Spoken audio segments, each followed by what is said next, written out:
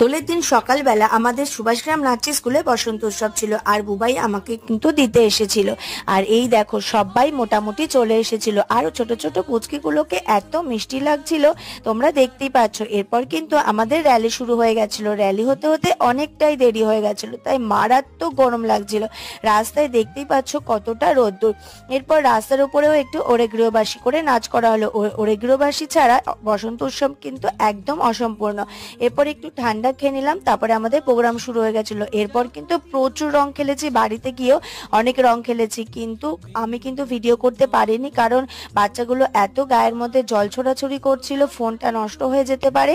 আর আমি একদম মানে ওই মুহূর্তটা এতটাই এনজয় করছিলাম যে শুধু ফটোগুলোই তোমাদের সঙ্গে শেয়ার করতে পারছি, আর ভিডিও শেয়ার করতে পারছি না। তো আমরা ভীষণ মজা করেছি। তোমরা দোলের দিন কেমন কাটিয়েছো সেটা কিন্তু অবশ্যই আমাকে জানিও। তো ভিডিওটা ভালো লাগলে সাবস্ক্রাইব, নেক্সট ব্লগে দেখা হবে। টাটা।